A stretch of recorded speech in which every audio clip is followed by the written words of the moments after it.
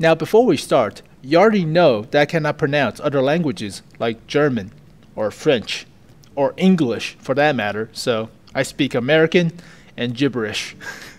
But go easy with me. Alright, so welcome back folks for a new episode of Leaked, and today we're going to discuss a Tier 8 premium German tank destroyer that's coming soon, the Kanonenjagdpanzer. Now I've been waiting for this TD for a long time, and I'm sure a lot of players do too, so it's pretty hype. Now a little history about this TD.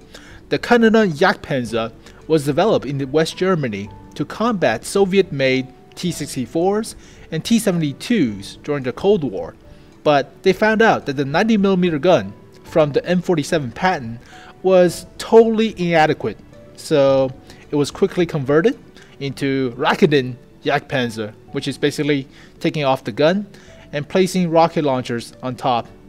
And that's the the Jaguar 1 and the Jaguar 2, so you can look that up on Wikipedia, but it's based off the Leopard 1, so this tank destroyer is highly mobile. It has no armor though, it has only 30mm at the front and at the sides, and 5mm at the rear, so you can call it a Leopard 1, I guess, but it survives by being mobile and being hidden, so it's a stealthy tank destroyer at Tier 8, so likely the E25 of Tier 8. The gun is somewhat familiar if you play World of Tanks already. It looks like the RU-251's gun, so the penetration is about 190, which is not great for a Tier 8 tank destroyer, and the rate of fire is alright. The DPM is about 2,300, but we'll get to that soon. So yeah, I'm kind of disappointed about the gun, but it is so hype about this tank destroyer being introduced, so, and my German sucks, but alright. And here are some in-game models for the Kanonenjagdpanzer. Now it is German engineering at the finest, because sleek, smooth, small target, amazing looking, right? Sexy, sleek, German, yes. Is that MG42? Huh. You can't even see it from this picture, but it has a machine gun on top, so that's good. Bonus points to cosmetics. Now, if you would put some fuel tanks in the back, that would look even more amazing, but that's mostly Russian, so that's out of the picture. Now, armor-wise, it's only 30mm at the front, 30 at the sides, and 5 at the rear.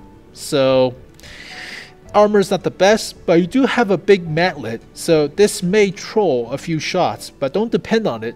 So it's like the E25. You do have a mantlet to troll a few shots, but don't depend on it. Use your camouflage rating because the tank is so small and low profile.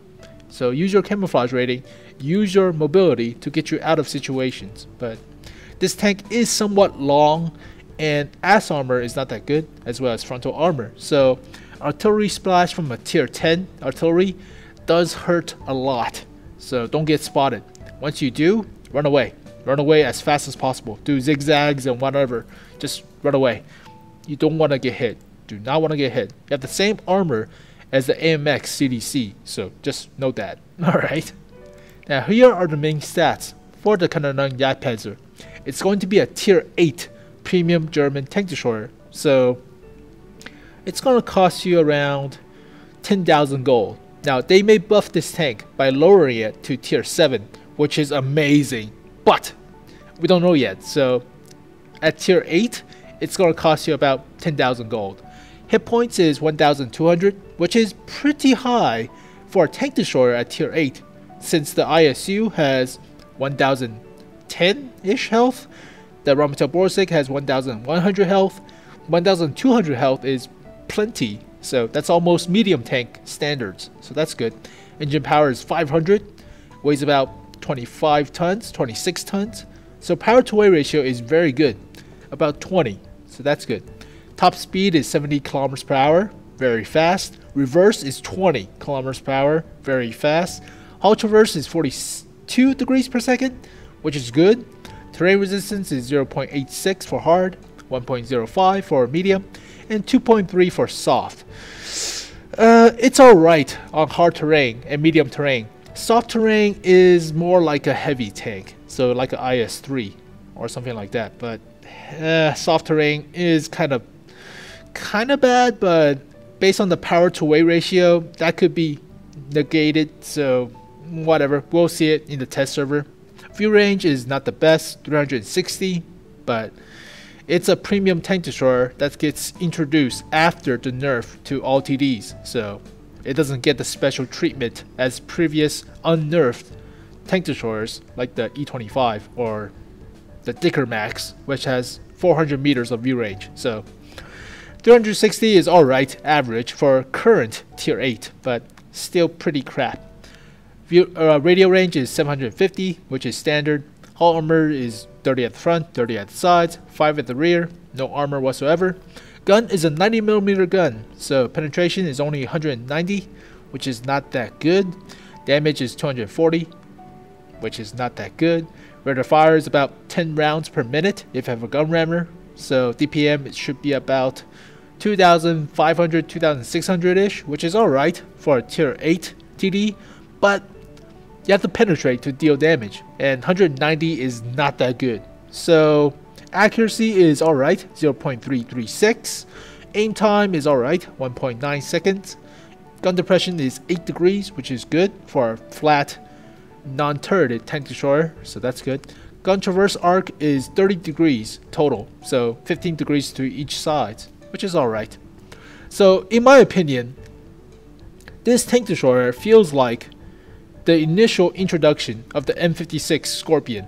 It was placed at tier 8, but after a few months, it got dropped and buffed to tier 7. So hopefully, this will get buffed to tier 7, which is amazing. But at tier 8, the gun's not that good. The gun's not that good. Average penetration of tier 8 tank destroyer is about 230 to 240. Average damage is about 320 to 400. So average DPM is about 2,500 or so. So the gun on this tank is somewhat lacking, and that's kind of important for a tank destroyer because you are basing your tank on your DPM. That's what tank destroyers do. So that kind of sucks, but it might get the Scorpion treatment, so we have to hope for that one. But for now, yeah, gun's kind of lacking. And let's compare the Kanonenjagdpanzer with some TDs at tier 8. Now most TDs at tier 8 are more or less assault guns like the Ferdinand, the T28 prototype, the T28, the air conditioning 48, and ISU is more or less assault gun. So the closest similar tank destroyer is the SU-101. Both of them doesn't have a turret, and the gun's kind of lacking for a tier 8 TD. So that's the closest I can think of. It is like the Rumtel Borsig, but the Rumtel Borsig has a turret, so that's out of the question. So what else can we see? Yeah, AC 48, air conditioning 48. Yeah, that charioteer is pretty weak armor, but it has a turret, so yeah. AT-15 is an assault gun. Jagdpanzer 2, more or less assault gun. The camouflage rating on that thing is god awful.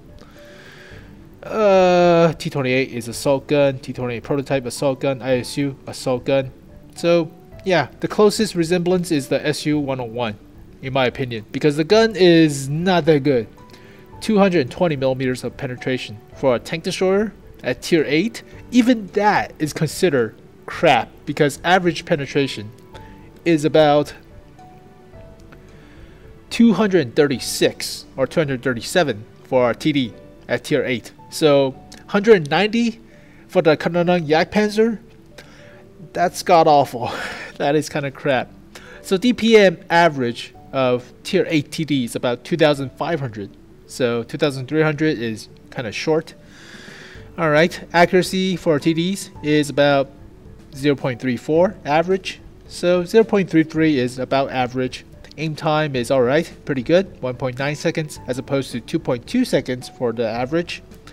Gun depression is 8 degrees, which is better than the average. Only 2.3 on the SU-101. Ooh, that sucks. So yeah, the gun is not that good. Alright, let's look at the mobility then. So average power to weight ratio for a TD at tier 8 is about 12. So this tank is very maneuverable as expected because you need that to run away. Top speed is good, 70 kilometers per hour, so use that.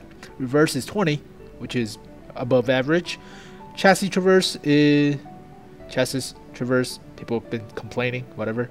So that's 42 in comparison to about 27 for the average. So use the mobility of this TD to run away. Terrain resistance is better than the average, that's good. But soft terrain resistance is 2.3, which is kind of bad because average terrain resistance of assault gun tank destroyers at tier 8 has the same in swampy ground, so that sucks. Alright, view range is not that good, 360 comparison to 370 average, so that sucks. Radial range is standard. So basically, I'm thinking that the Kanonenjagdpanzer either will get a penetration buff or it gets demoted to tier 7 or buffed to tier 7, which is amazing. So 190mm penetration is actually pretty good for tier 7, but kind of god awful for tier 8. So yeah, it doesn't compare well to most TDs at tier 8, so that sucks. And the final opinion about the Kanonenjagdpanzer is that this tank destroyer is mediocre at best for tier 8 because the gun.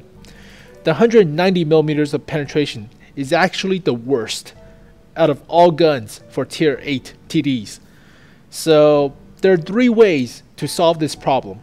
First, bump it down to tier 7, or you can give it more penetration like 220mm, or it gets preferential matchmaking because currently it will see tier 10s, and I know for sure that the 190mm of penetration will not penetrate a E100 from the sides or a mouse from the sides.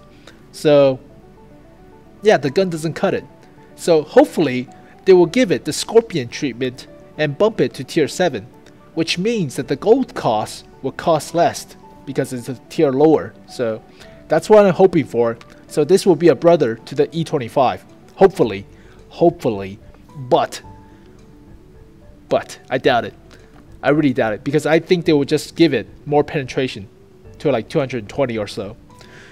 But hopefully they bump it to tier 7 because I really want this tank. I really want it. So add this tank destroyer to my list of premium vehicles I want to get if it is going to be bumped to tier 7. So add it to the Scorpion, add it to the Kruppsteier Waffenträger because I really like TDs and this is one of them.